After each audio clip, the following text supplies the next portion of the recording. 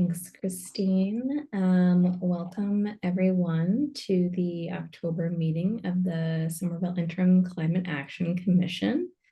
It's 7:03 and we just started the meeting. Thank you, Eliza, for taking notes. And so the agenda has been posted online, but I think we can go ahead and start with introductions. And so I'm Alexis Washburn. I am actually the clerk of the Interim Climate Action Commission, but I am standing in tonight for the chair, who is out, and I will pass it to Courtney to introduce herself. Oh, I'm also a resident of Teal Square. Hi, I'm Courtney Coslow, a resident of Ward 5 in Magoon Square. I'll pass it to Eliza. Hi all, Eliza Johnston. I'm a Ward 6 resident and a commissioner, and I'll be taking notes today, and I clearly cannot multitask, so I'm sorry if I don't participate quite as much as normal. Christine?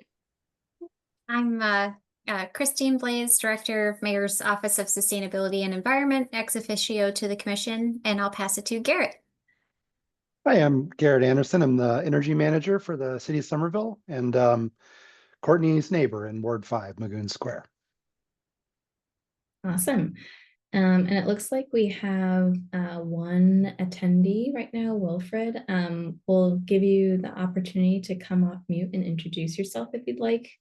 I think Christine has given you permission to come off mute. Counselor Mba, I think that you have two accounts here, so I gave both permissions.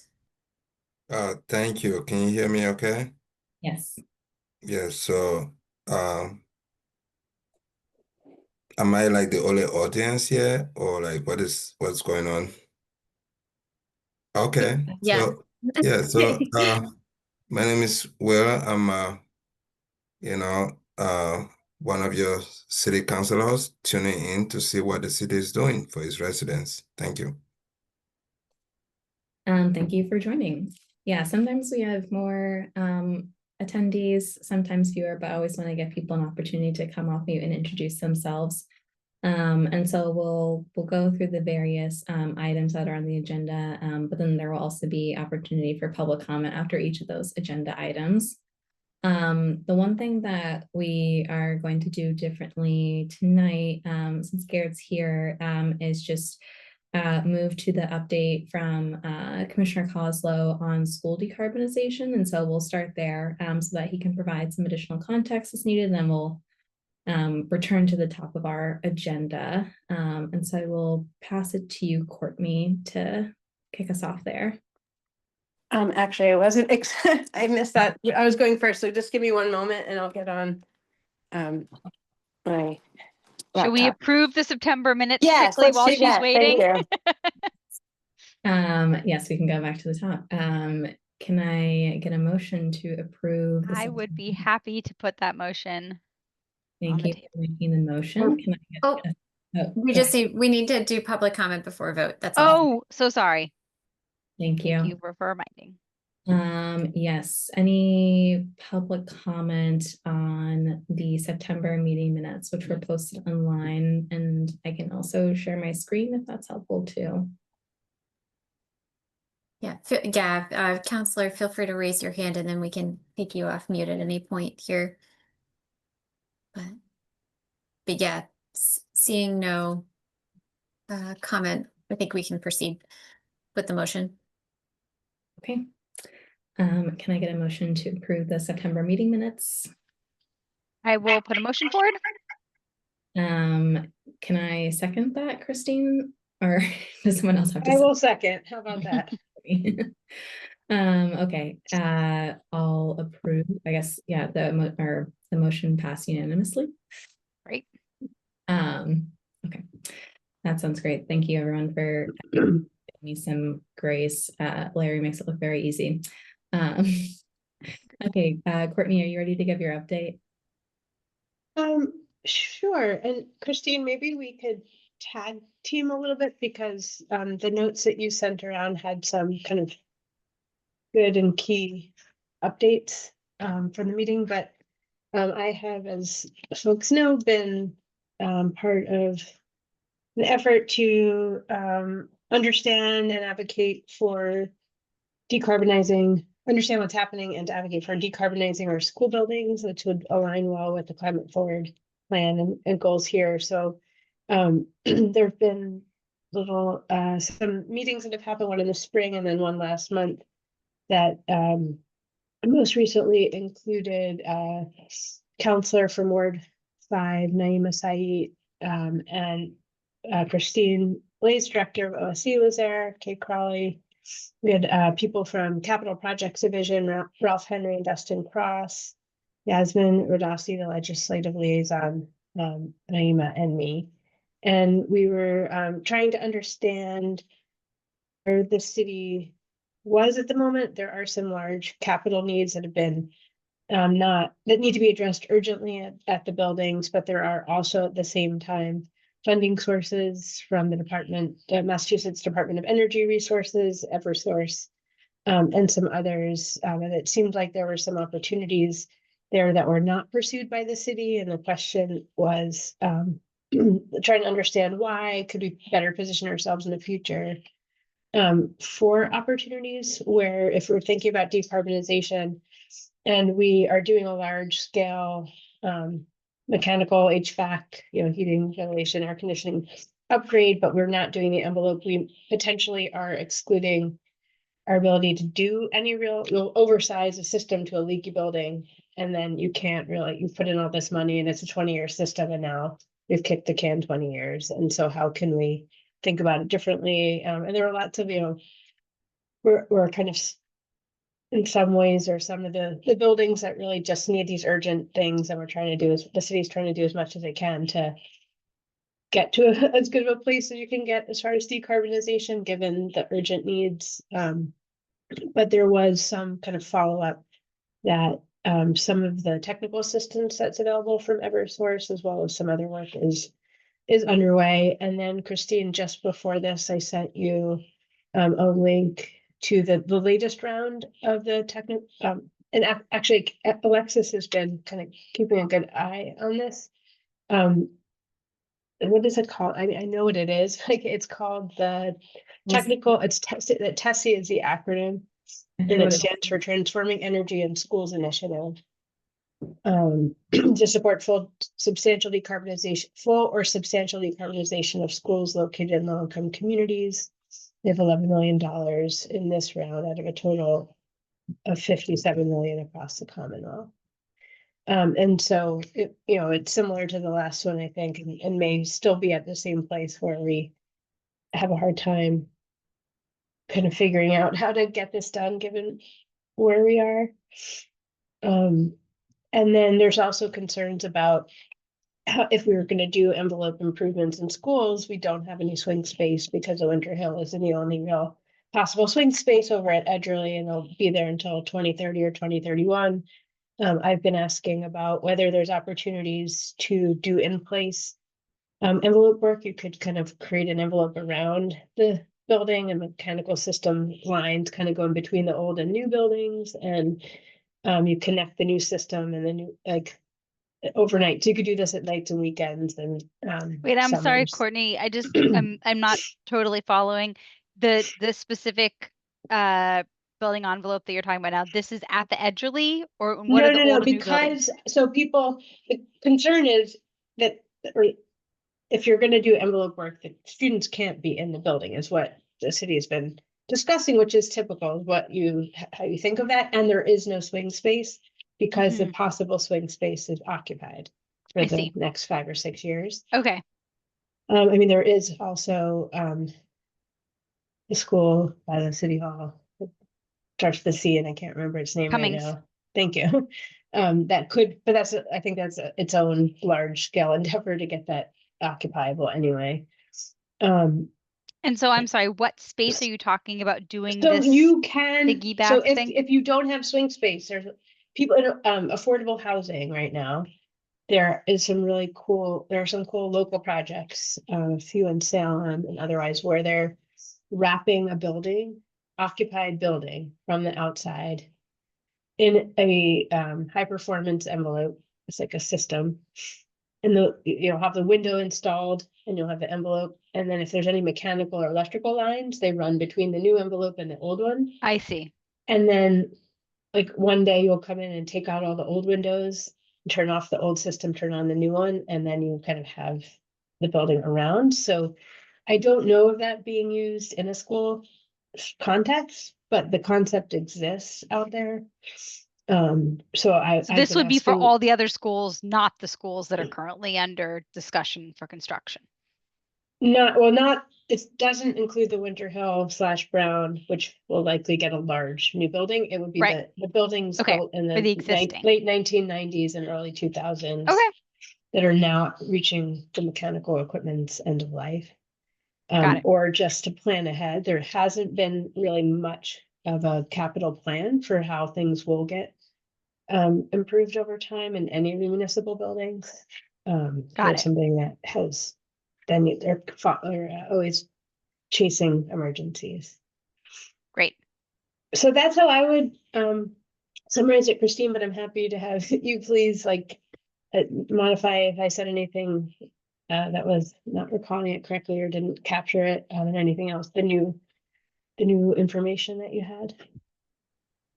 Sure, no, thank you. And yeah, appreciate you you know, reaching out and checking in on the grant opportunity.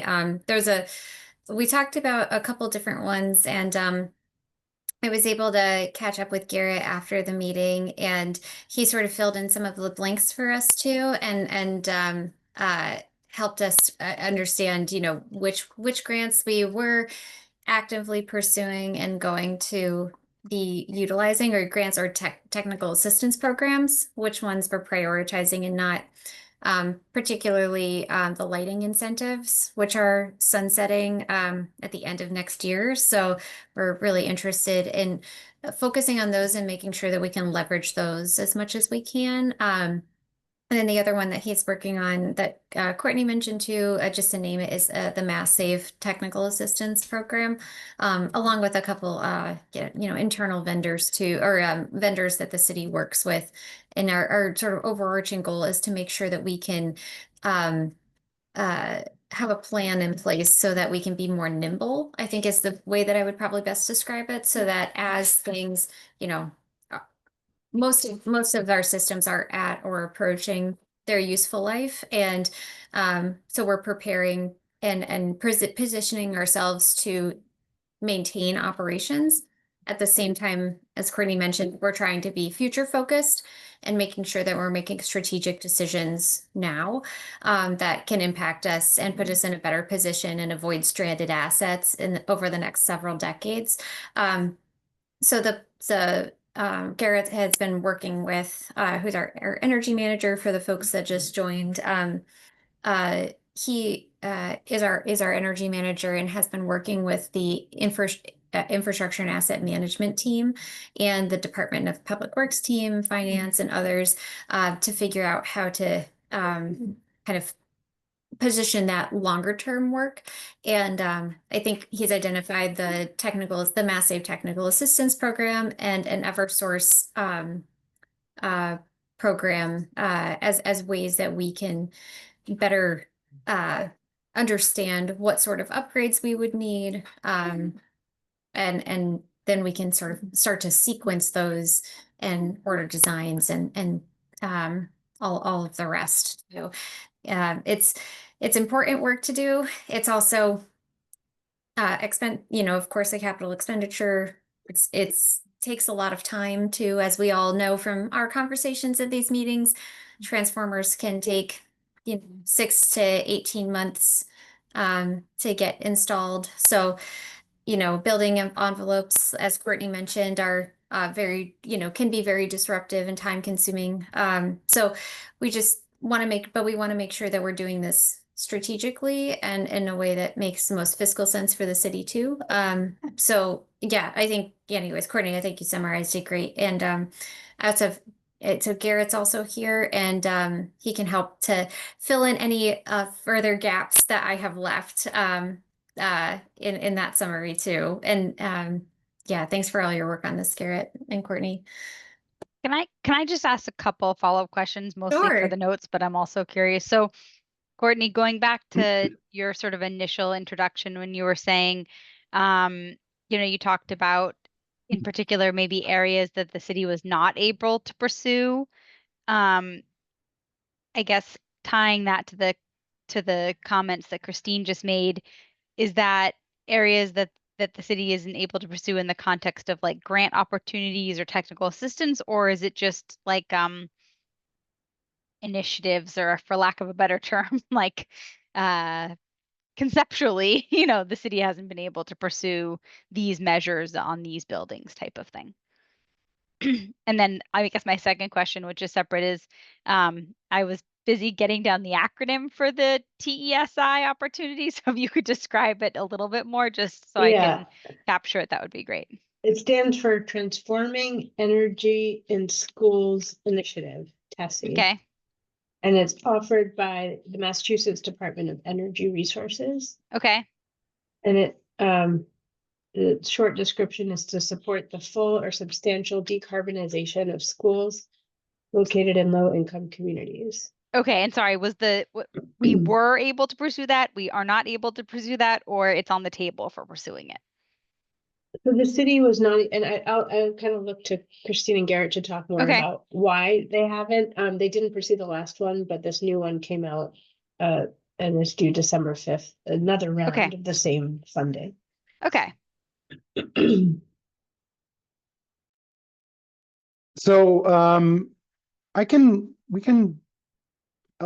can have this as a conversation, because I can go a lot of different directions here.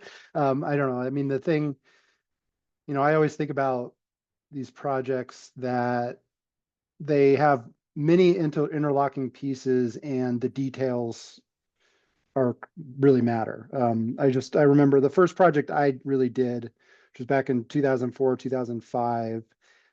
It was we were Hold installing on a second. It looks like, sorry, we lost Eliza there. Hi guys, Yeah. sorry, for some reason you froze and now I'm back. Oh, Okay. sorry. I was going to tell an old war story.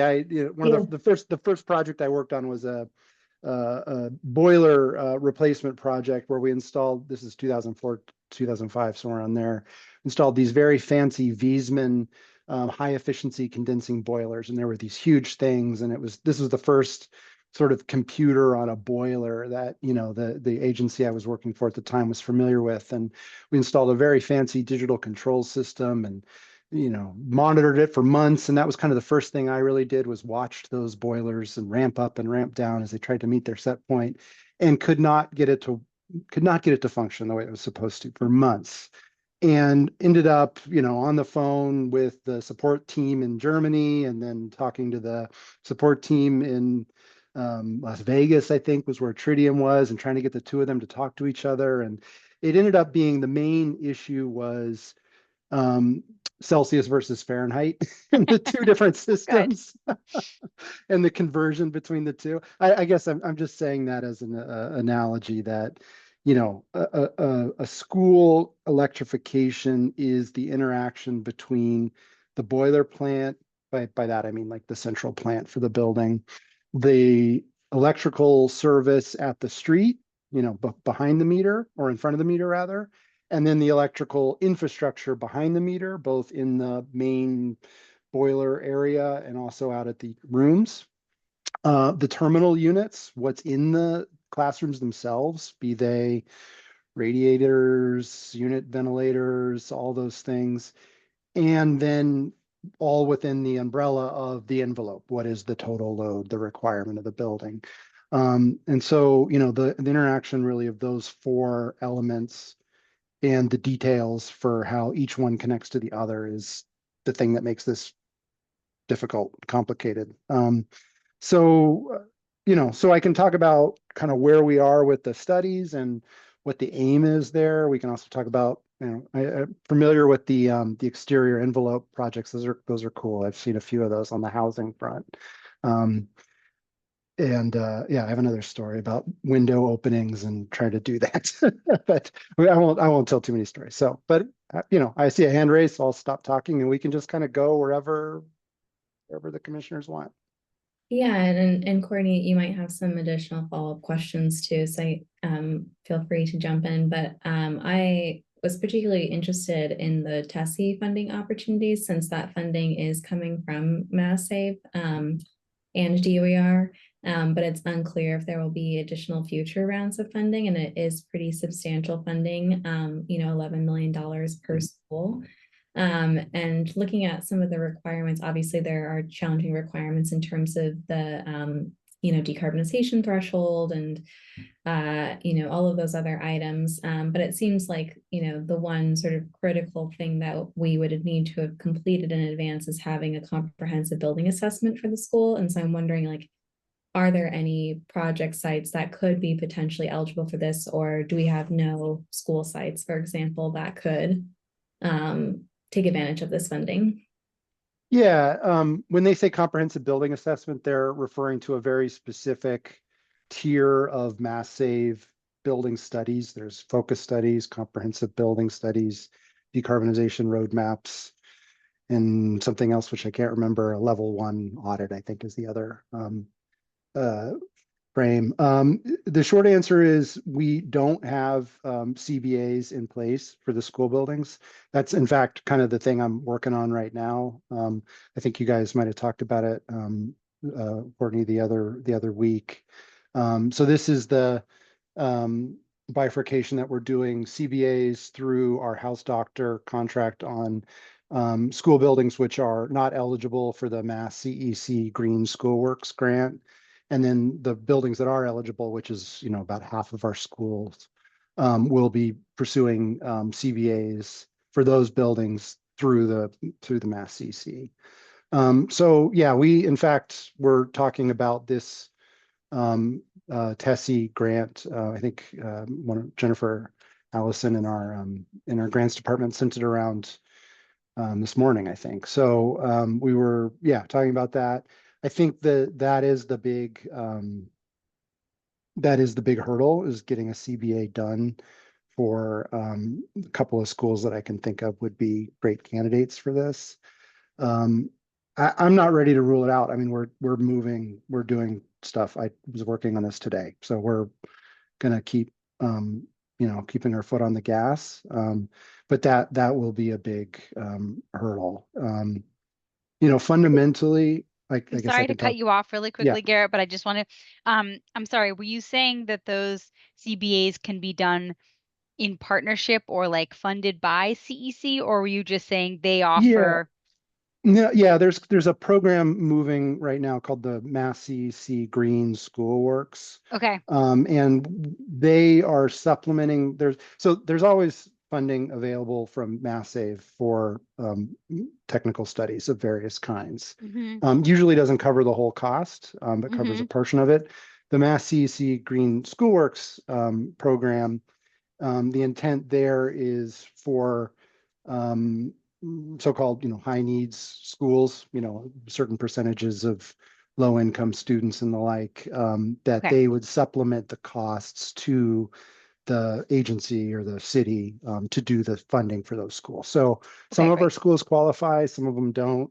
The schools that qualify we're pursuing under the CEC program, and then the schools that don't, we have our own house doctor engineering contract that will be doing the same studies, partially with our funding, partially hopefully with the Mass Save Eversource sponsors funding. So those two things combined would be able to pay for those studies. So the upshot is, the idea is at the end of this process, we'll have a CBA for all of our school buildings, including Cummings and including Edgerly, which was a temporary, semi-temporary school building as well. Is there a timeline for completion of those comprehensive building assessments? If we'll have them for all of the schools, is it sort of phased, or are they all estimated to be completed around the same time?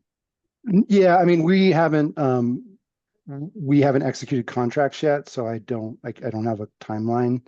I think the intent would be that if the TESI funding is viable within our time frames, we would have the firm do the schools that we could conceivably go under TESI funding first.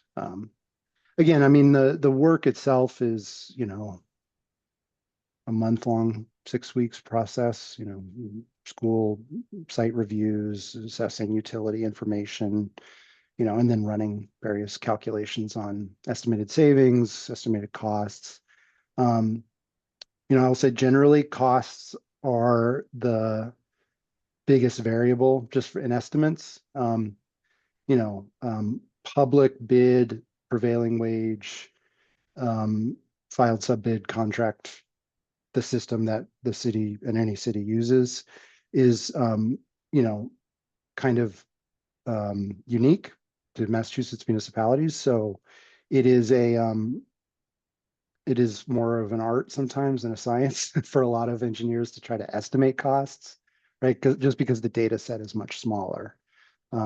So the cost estimates will vary widely from firm to firm because the data that we have is just there's not a great sample. You know, you can do cost estimates for houses pretty easily, right? There's thousands and thousands of them, but not that many schools that are being done under our, you know, Massachusetts public bid system.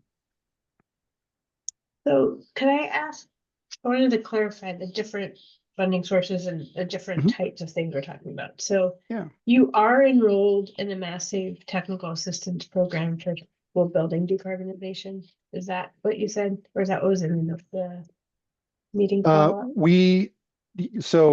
Enrolled, we are talking to our Mass Save sponsor, which is Eversource, about studies all the school buildings, so that fundamentally they all will be the same scope of work for all the school buildings.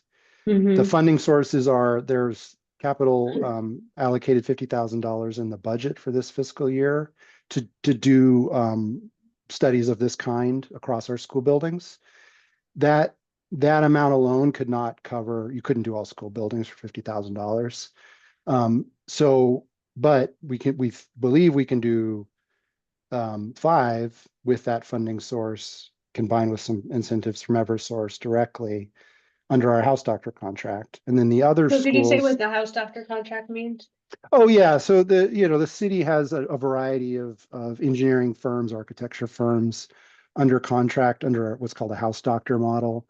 And the idea there is you have a very large contract value, right? You know, up to whatever number of millions of dollars, and then you assign them task orders to do specific things. So you know, discuss the idea. You know, again, it's like making house calls, right? You say, oh, my roof is leaking at this building. I need an architect to do roof drawings for my building. And then you give them the task and they do that. So it's a methodology for faster contracting and more Okay, so you're efficient. able to do comprehensive building assessments for all the school buildings from a combination of money that comes from massive technical assistance, specific Eversource money, Mhm.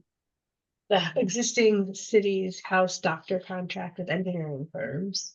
Already More set up. accurately, the allocated budget for that amount. That the house doctor is just the way we're doing it for those schools. So you don't have to go out and try to find a new person through a procurement process. You have someone on call, like that you've already vetted and. Okay. And then also you've enrolled in the Mass Clean Energy Center, CEC's Green Schoolworks program.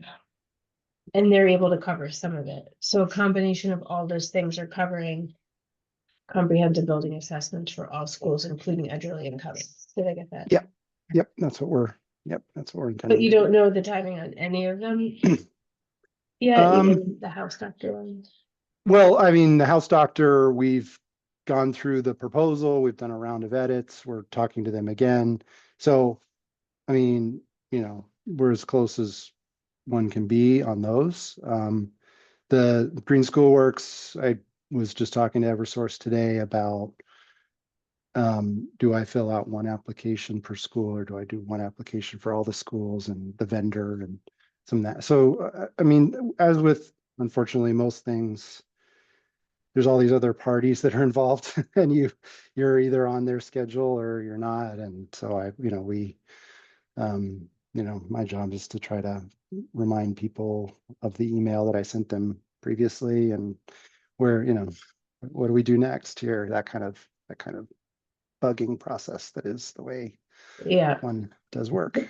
So with that, you'll have these comprehensive building assessments and you're looking to see if the timeline the building assessment will be completed in enough time to make us eligible for the decarbonization, 11 million decarbonization funds. Right, yeah, the December 6th, I think, or December 2nd. Fifth. Yeah, it's it's October 14th today. That's a relatively tight timeline. And you think that the CBA needs to be fully completed?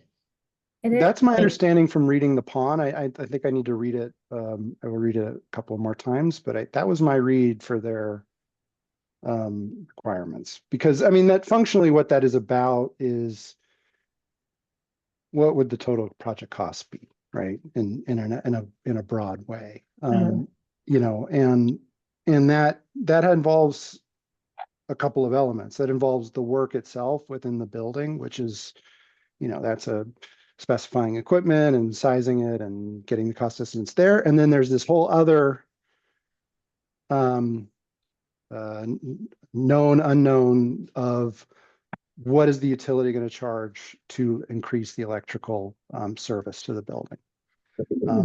Functionally, I'm going to put myself out on a limb and say that none of our school buildings could electrify right now with the service that we have at the street, at the transformer that's in the front of the school building that serves the building.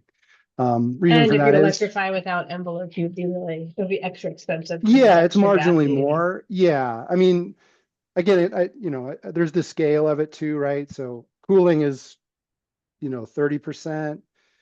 Heating is 70%. So heating is, 2.5 or 3 times the peak electrical load for cooling. And so, envelope improvements bring the total bucket down 10%, 15%. But functionally, right, it's going from, actually, I was looking at one of our office spaces today. The cooling load for the building is 190,000 BTUs and the heating is 470. And that's going to be typical across, right? This heating is, double 2 to 3 times as much as the cooling. Because so that, and that's the, that is the, and heat pumps, air source heat pumps at least get less efficient the colder it is outside. So at the coldest day, and you always have to size for the coldest day, right? That 5 degrees, wind blowing, that you need to provide, 70 degrees indoor air. And that's that's when heat pumps are working the hardest.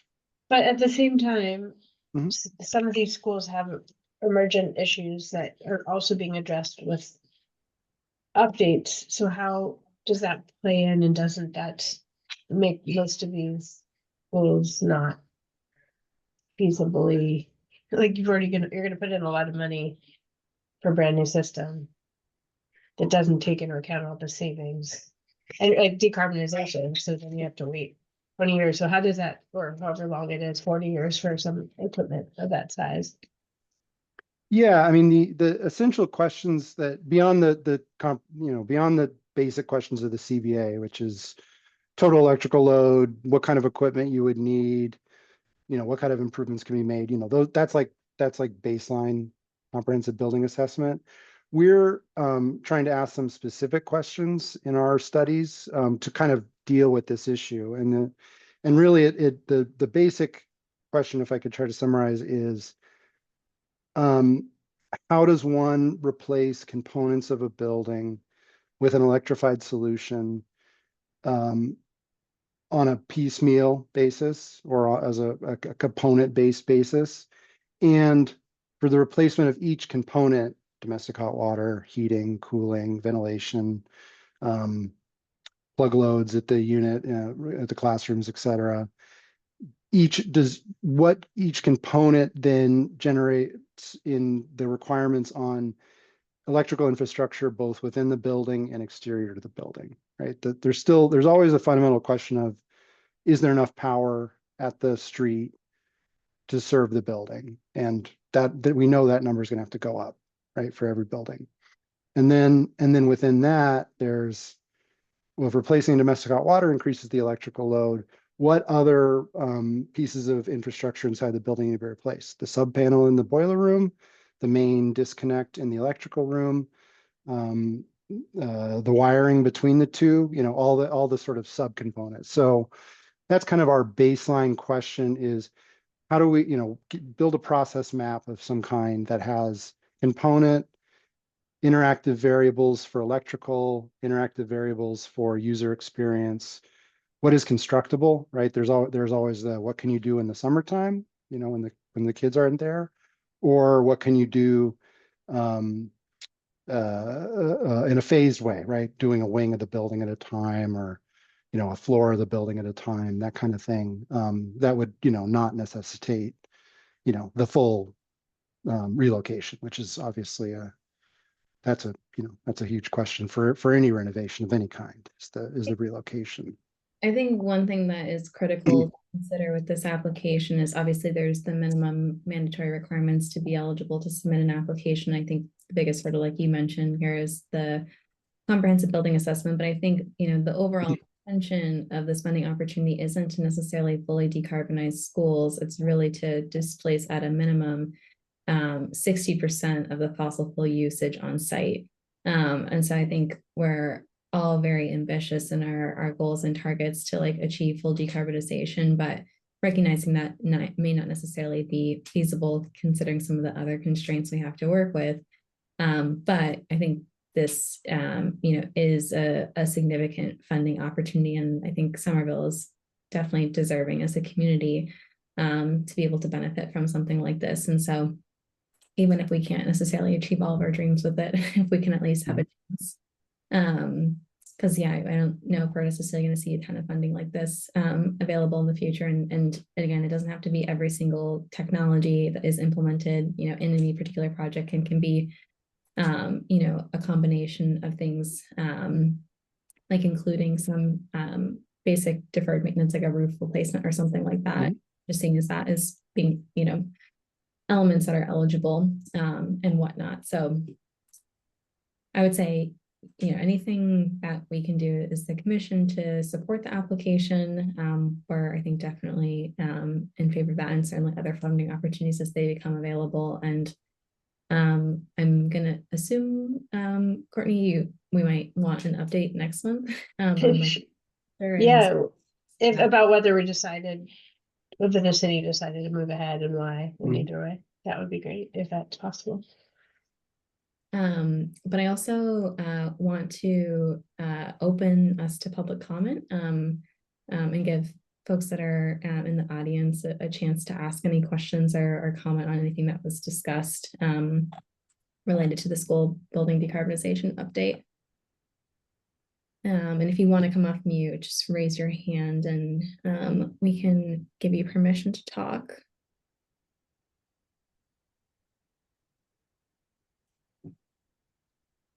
I did want to say, I guess, real quick while we're waiting to see if there's public comment, displacing 60% of the greenhouse gas emissions from a building, you know, Fossil fuel use, not GHG. Fossil fuel use, sorry. Yeah, yeah, you know, you end up using these terms interchangeably, but they do mean different things. So typical school, almost any school, I bet you heating, HVAC is probably 80% of the building energy load, right? And heating being the primary, you know, so it's really like the fundamental thing is offsetting that gas, you know, the gas for the boilers that heat the building is the, you know, mover. Everything else is sort of ancillary to that. You know, I was looking at a domestic hot water project for East Somerville, and you know, it offsets some, but it's like, it's just, the gas load is just so tiny compared for domestic hot water, because there's just not, it's just some bathrooms, hot water. There's just not a lot. And the heating at the end of the day is the big thing always. Yeah. And so offsetting those boilers becomes the driver for so much of these projects. Yeah, definitely, absolutely. And thank you, Garrett, for the kind of overview and, talking through what I think are definitely challenges, but also, I think as we've all talked through tonight, they present these really great opportunities for us to really reduce the carbon footprint for city buildings. And, I think as Garrett mentioned, I was on the phone, Jennifer from Grants, the unsung hero of all of the millions of dollars we get from grants for OSE. And I was on the phone with her at 9 o'clock in the morning talking about this grant, and particularly the Tessie one. And Garrett talked with her, I think, right before I did. So, it's not totally, it's a lot of money. It's a big opportunity. We're not, ruling it out. If we can find the right project that fits with the grant requirements, then we'll, definitely strongly consider it. And, if and if not, apply. And next month we can, at least have maybe a memo update from the energy manager talking through this, and we can absolutely have a discussion again too. So yeah, thank you for all the questions and the advocacy. It's and support. It's appreciated. Yeah, and it's great to know that the city's utilizing these opportunities to create the CBAs, and because it did hold up the ability to apply last time and maybe potentially this time. So it's good, I appreciate, Christine, what you said to like get this going so you could be nimble in the future. So hopefully we could be nimble enough now. I'm Yeah. interested to see what you come Yeah. up with in the next couple weeks. Thank One you. Appreciate it. All bit of the a response. critical but just important thing to note is that there's obviously all of the requirements in terms of like the technical aspects, but then also there's the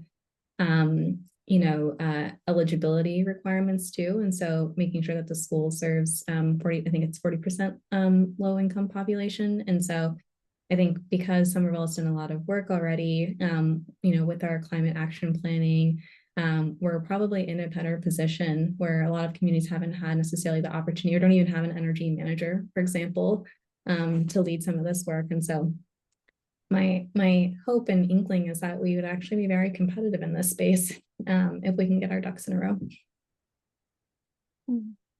Yeah. Thank you. Thank you for the vote of confidence. And I'll just echo, I think, what Alexis already said, which is if there's anything that the commission can do. I mean, Garrett, you seem very capable, so I'm not saying we can do anything, but I mean more from a, advocacy or sort of public, please let us know.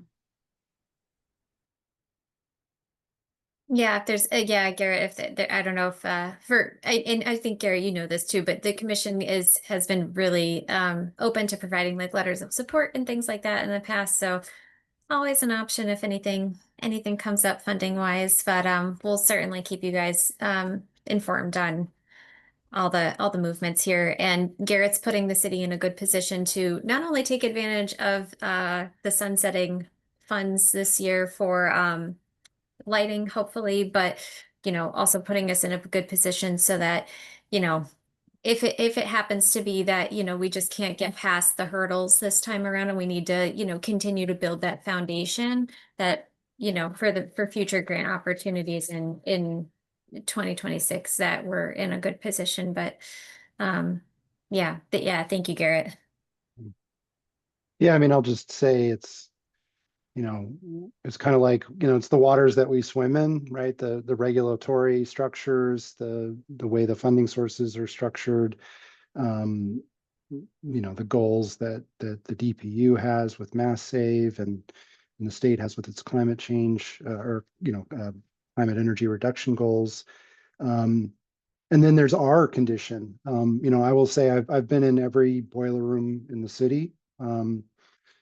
And, you know, uniformly, the school boiler rooms are really clean, really well organized, well labeled, and the equipment is hideously old, right? We have just so much stuff that is, you know, where I look at it or, you know, building systems manager DPU, and we're like, that should have been broken 3 years ago. We don't know why it's still going, but it is. So cross our fingers and hope, you know, I mean, literally they're turning on boilers right now for this winter, and it's quite possible they're going to find, oh, that boiler that was working last year no longer works, and it's 25 years old and it's only supposed to last 20 years. So, you know, that's kind of, you know, it's the environment we swim in, and we just do the best we can with what we have. Well, thank you so much for joining. I don't know, Christine, if there's anything else that you want care to stay for, we might jump into our next agenda item. No, Garrett, you are free to go if you would like. Thank you for joining. I'm listening in. I'm a citizen. I'm interested. I'd like to hear. Great, Thanks, great. Garrett. Okay, great. So yes, we're gonna jump towards the top of the agenda again. And so Christine is gonna lead a discussion because I think this was something that was brought up by some commissioners at the last meeting, just, you know, how the OSC and the city can better communicate about some of their climate work, and so that we as commissioners can share about it, but then also thinking about other public engagement opportunities, recognizing that you know, there's folks in the audience tonight, but then there's also other opportunities and places where we could be talking more about our climate work. And so Christina's built this beautiful Canva to help solicit some ideas. And so the link is in the chat. Christine, would you like me to share my screen with the brainstorm? Sure. Yeah, that sure. would be great because I don't seem to have access to get into it. Okay, Oh. and I can also, I have editing access, and so I can also type comments as they come up. But let me share my screen, just give me a second. And then also let me know how much to zoom in, because it's pretty small on my end. Yeah, yeah. And I think Zoom might have the Zoom feature now where you can like toggle your screen, but that might just be Teams. So forgive me if I'm getting them mixed up. So it's almost going. There it goes. Yeah, do you mind zooming in just a little bit? Is this better? Yes. So put together here, this is a format that we've used in the past for facilitating discussions about the commission. I think one that we did in the past was sort of asking ourselves, you know, how do we want to reimagine the commission, and what would we want to see in an ordinance and in bylaws, et cetera. But I think now that that's mostly behind us, which is really exciting. I know everybody's excited about that. We're sort of focusing now on and moving towards, okay, what does the future look like for the commission now that we are no longer the Commission on Energy Use and Climate Change, we are the Interim Climate Action Commission, which has prompted this conversation about, you know, how do we better communicate to the community what the city is working on, and what can the city do to help support these efforts too, and to help communicate this to commissioners and facilitate this. So I came up with a couple different questions around this. Last time, I think it was, where are those conversations taking place? What questions are ICAC members receiving? And how would you like to be able to respond to those? And then that can inform kind of that secondary set of questions, which is that what can the city do to support this goal? What information and resources would be helpful? How would you like the city to communicate different types of information, and how often? And I populated it with a couple examples down here just to sort of get folks started. But we have lots of different post-its where folks that do have access are able to you can write yours in there. We can give everybody, you know, a couple minutes, and then we can maybe we can take the what are the conversations like questions first. After we give everybody a couple minutes to answer or discuss. Alexis and I can also write in comments too for anybody that doesn't have access or you Yeah, know. I don't think we have access to I our, just I just clicked the request access. Oh, I okay. did too.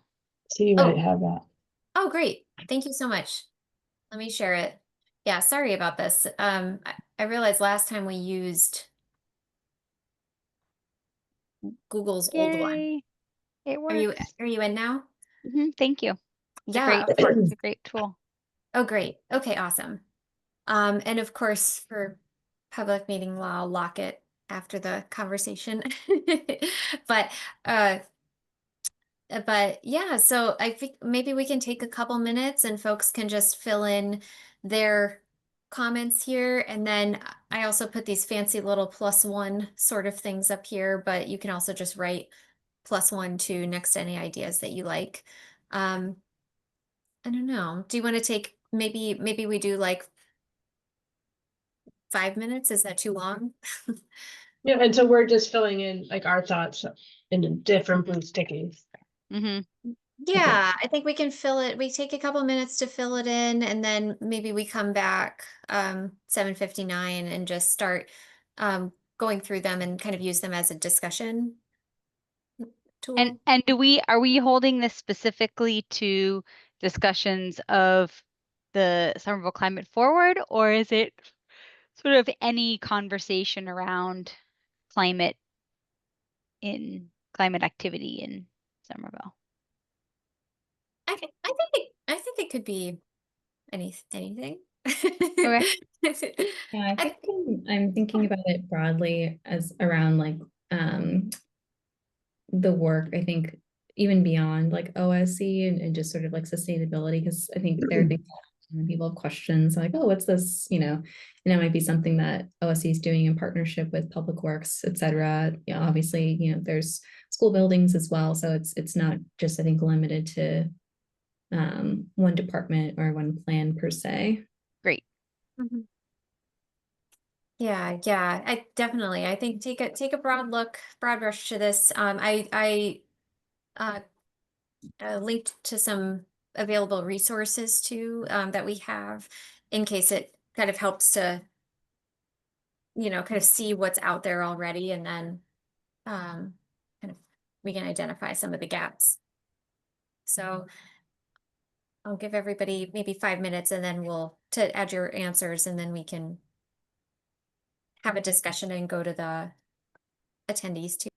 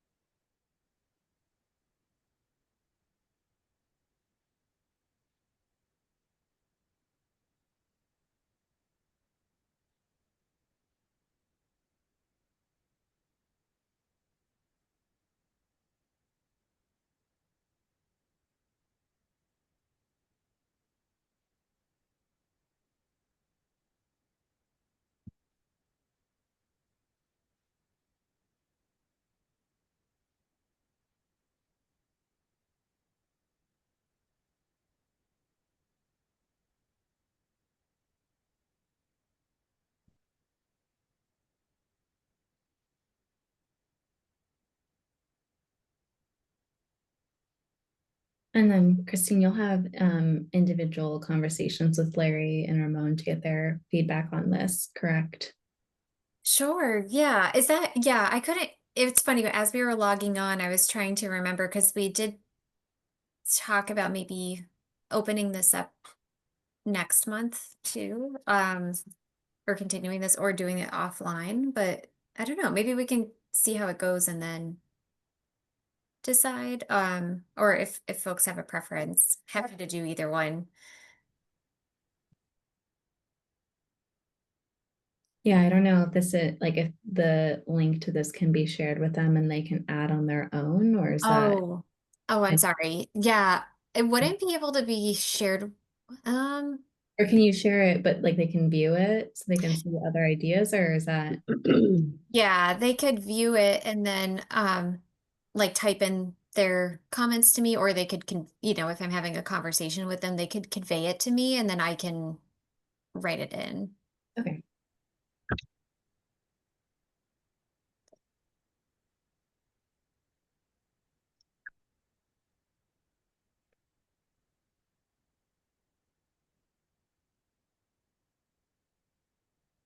Yeah, and it'd be great to have your thoughts as well, Garrett, too, since you are having to communicate a lot of these updates to the commission and then also more broadly to the public. And I think all ideas are welcome. And Christine, let me know how you want to open it for public comment as well. Like if we wanted to start in this blue section first and then move to the green section, or just wait until after. Yeah, we typically do it after, like at the conclusion of the agenda item. So I guess maybe I don't know, maybe at the end, just for consistency. Sure.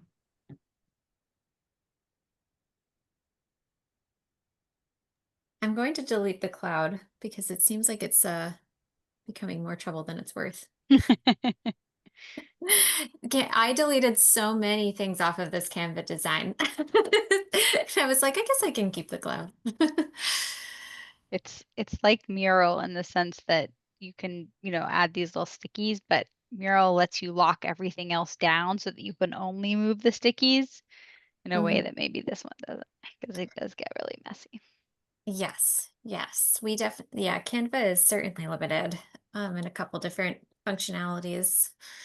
That's for sure. But for amateur graphic designers, such as It's working. OSC, yeah, OSC It's great. staff, we're like, we'll take it. Yeah. Awesome. All right. I think that might wrap it up for the blue section here. Obviously feel free to add comments as we go in depth more.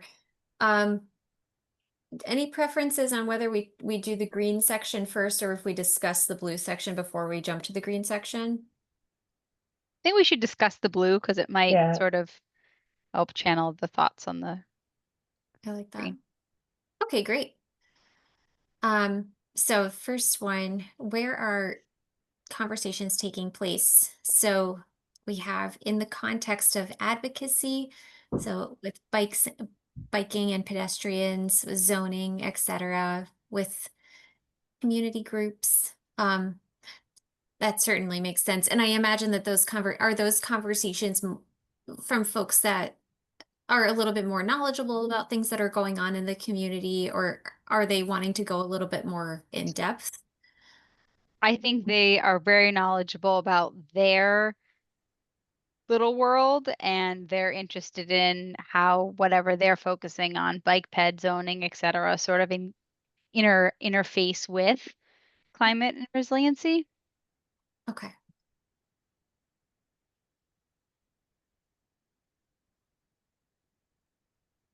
That makes sense. Okay. And I'm also wondering, is this on socials, in person? All of the Yeah, above. both. Great Yeah. question. And All I the added mediums. one about that said all those things. Oh, I'm gonna add that. Sorry, for meeting minutes, can we like screenshot this Canva? Yeah, I think if you, yes, Okay. we will attach it Okay. somewhere. And for meeting minutes, I think like generally if we just kind of capture the spirit of the Yes. discussion, Yeah, we don't got have it. to, yeah, Yep. you don't have to transcribe. Yeah. Okay, perfect. Um, emails, texts, one-on-one meetings, WhatsApp, chat groups. Oh, okay, that's interesting. Okay. Um, And that was similar, like, I think you're reading mine, that it's similar to what Eliza said, like, not climate focused groups, but like a WhatsApp chat on schools or a WhatsApp chat on, or other email lists. Right. Yeah, that's what I was going to ask. Are there any I don't know, like specific community groups or email lists that we want to name? If not, that's okay too. We can, always, talk one-on-one later, but figured I would ask if we want to know any prominent ones.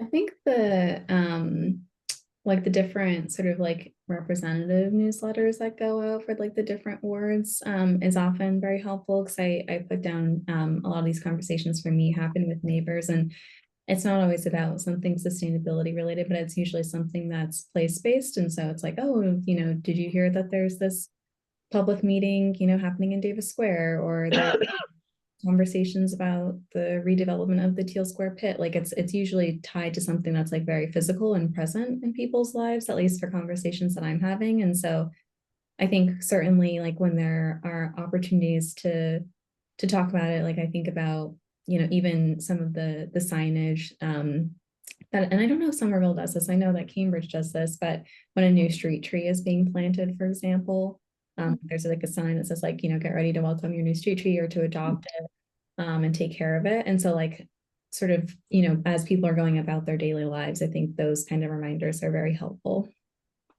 Yeah, I think that's exactly right. I think, I guess what I was trying to get behind with that in the context of advocacy point is like it's exactly what Alexa said. It sort of comes up in the context of like someone on our neighborhood, email group will ask something and then it sort of starts a conversation, or, there's a myriad of parenting Facebook groups that deal with topics related to parenting, but resiliency comes up in the context of bike ped safety, flooding, all all the things you'd sort of expect, but through the lens of kids or parenting.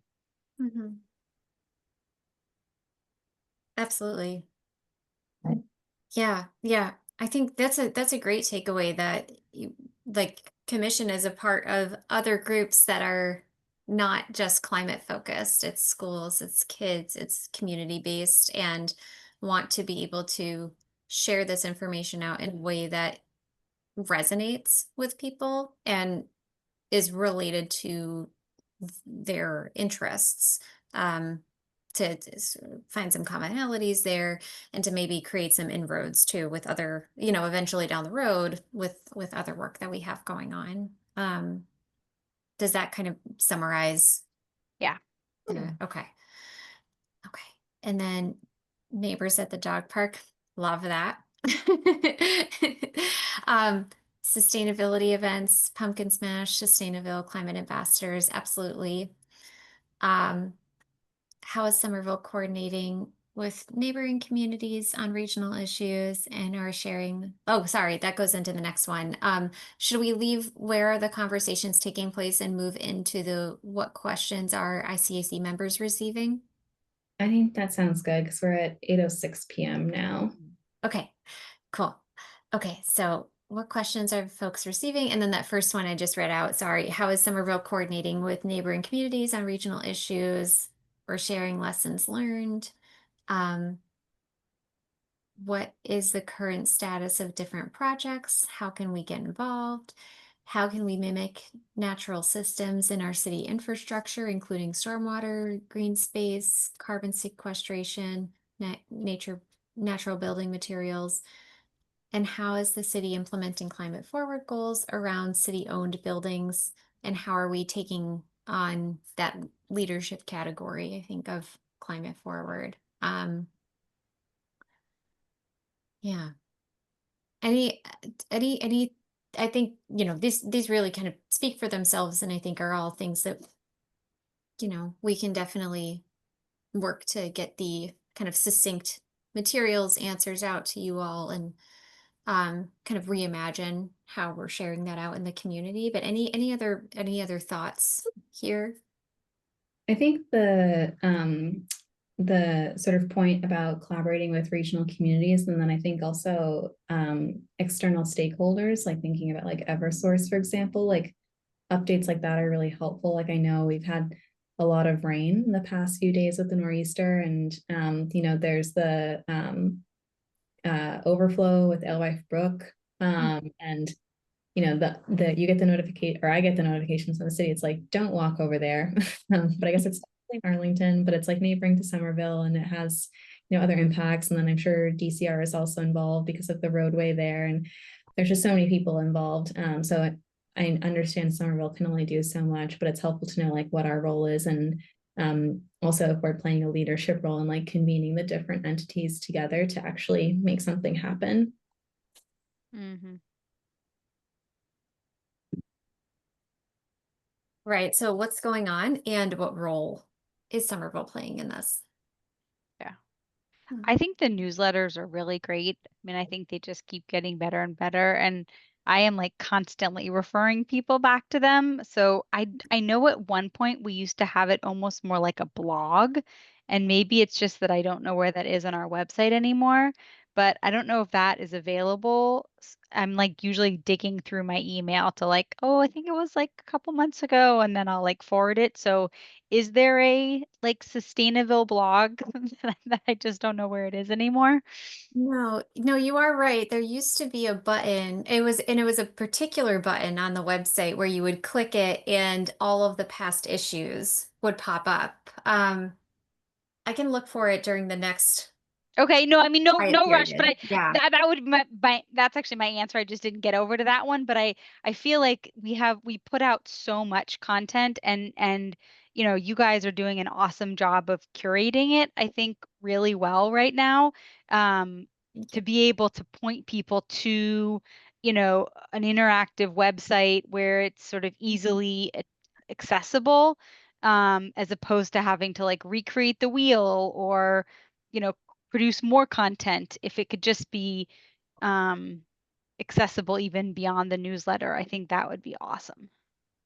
Right. It's sort of like, hey, they did this cool thing. Go click this link Well, and like the here it the is. note, the thing that you had in the newsletter this week or last week or whenever it most recently came out about, you know, calling Eversource about your heat pump heat rate, right? Like if there was like a website blog is what I'm sort of saying, but like, you know, a site where it was like, you know, things you should be doing, or, you know, like now current things, or like you have questions about CCE, here's that, you know, just if there was a very, you know, user friendly, not a lot of words website where you can like find the domain that you're interested in, then you can click on it and maybe it just, you know, takes you to something deeper. Like we've got such great collateral on a lot of stuff already. We don't need to reinvent the wheel.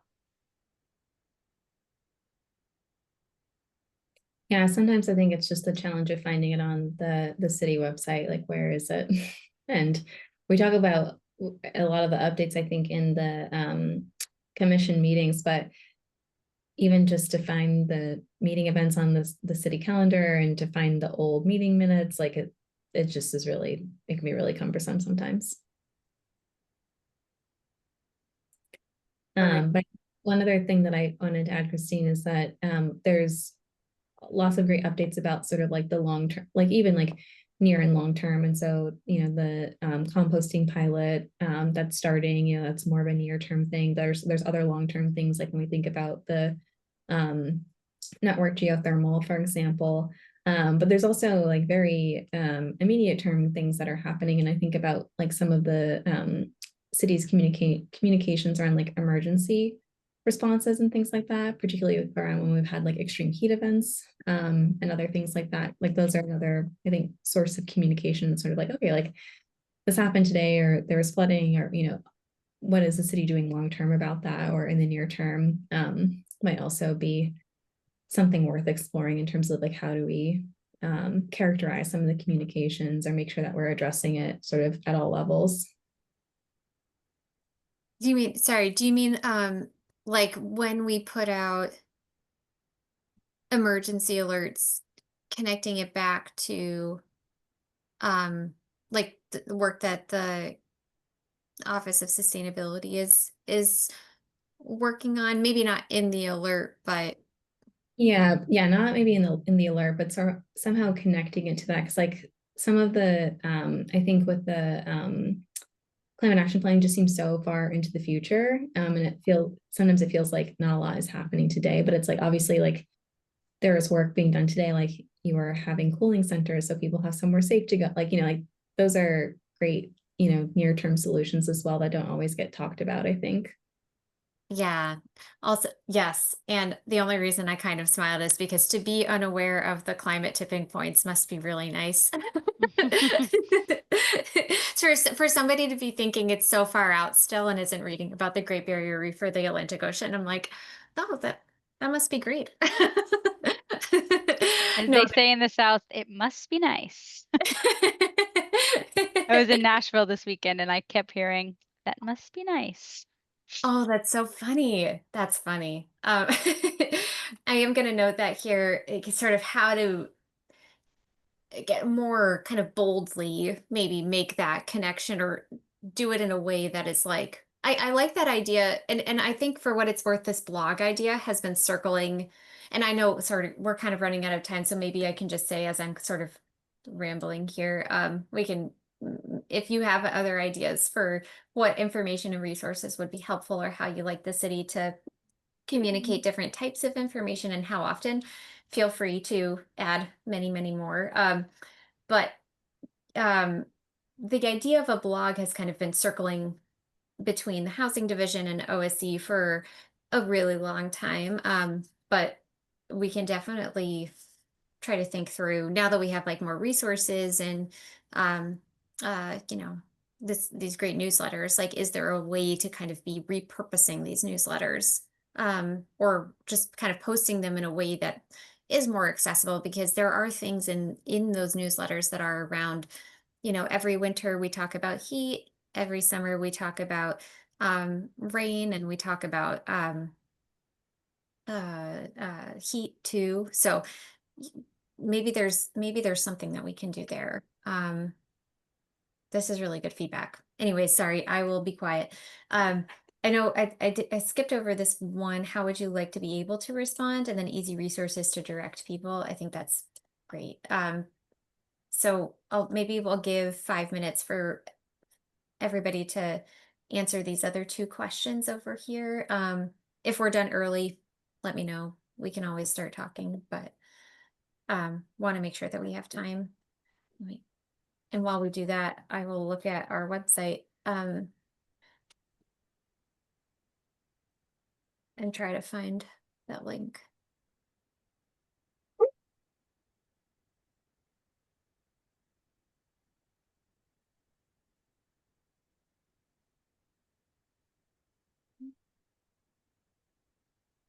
Ooh, I did find it.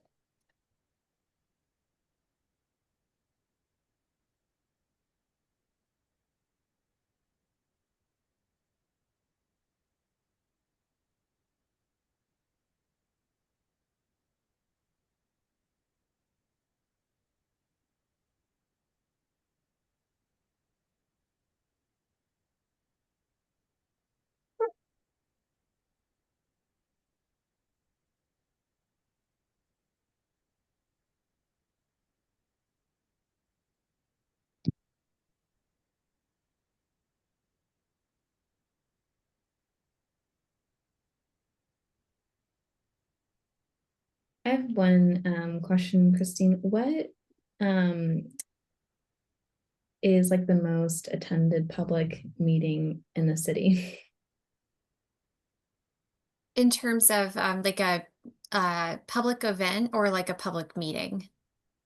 Like a public meeting, I guess. I'm sure yeah, I guess you could lump in events too, but I'm just wondering sort of like where maybe the most people going to get updates, and it may not always be sort of climate focused or specific.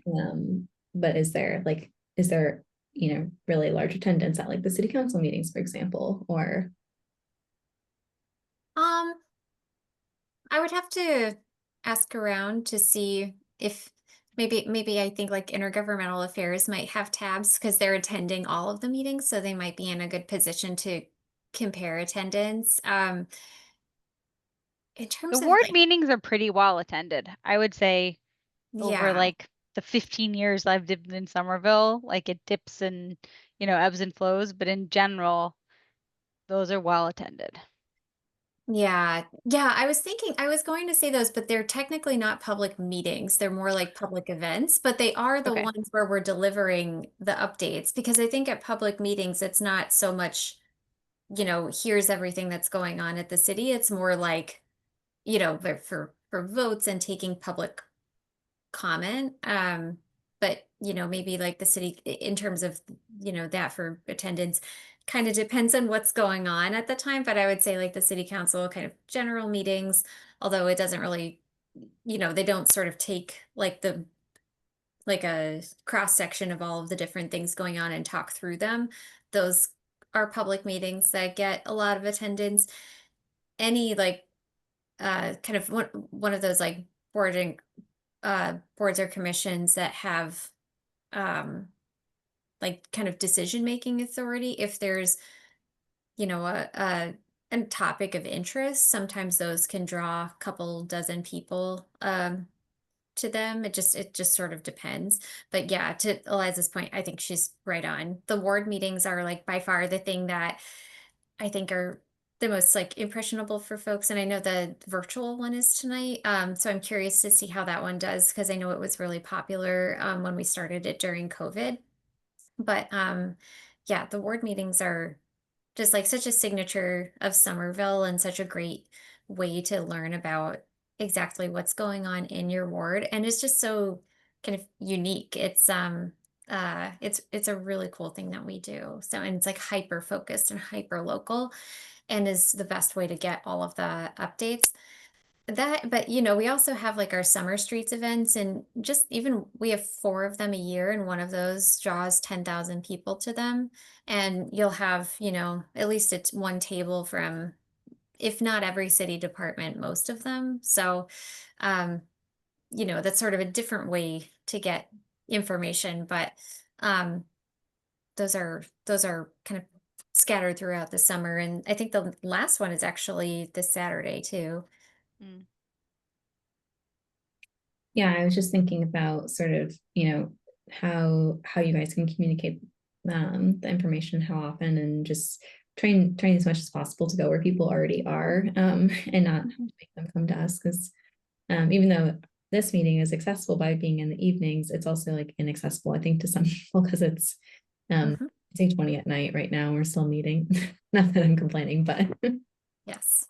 No, no, yeah, I think and I think that has kind of come up sort of here and there too, is like, does this does the time of the meeting change as the commission like makeup changes? So, we'll kind of see how that goes, but definitely open to that. Yeah, we do last year, I counted and between all of our focus groups and events and commission meetings, we attended over 100 as a department. So we're definitely getting out there, and as much as we can, we do try to piggyback on other events, and we try not to have like standalone events. But depending on the subject matter, those can we can also draw a crowd too, which has been cool to see. Yeah, I met Josh last week and I was like, wait, emergency management got their own like 5 slides. Like, why didn't OSC get slides? And Josh was like, oh, do we never get slides? Or do We you have never get slides, I should say? So we had a slide. So there's 3 different ways to participate in the ward meetings. One is you have your table. The Yep. other one is like the next level would be to have an update slide that sort of runs for the 30 minutes before the presentation starts while everybody's like mingling and Mingling. stuff. Okay. And that's what we had a You had an table update slide. Okay. and a I mingling missed, slide at I every missed our ward mingling meeting. slide. Okay. And then we also had I'm just calling them mingling slides, but that's kind of what I kind of label them as. And then the third one is a presentation, and we have done those in the Okay. past. But this year we only did one for Ward 1 because Okay. we're launching the composting program. Yeah, no, that made sense. I guess the new guy, I think he was new from the emergency management. I was like, who's this guy and why is he talking about resiliency? Like we're supposed to be up here talking about resiliency. So anyways, he seems like a nice guy though.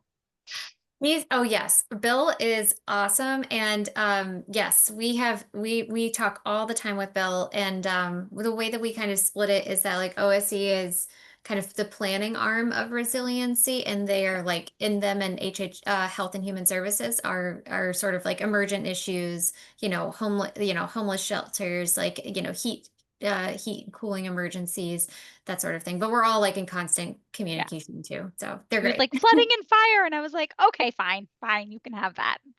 You can have fire. That's so fun. I just want to do a time check. We're at 8:23, and I think we have a couple more agenda items. I don't know, Christine, if you wanted to go into more discussion on these items, or Yeah. Let me see which ones we got here.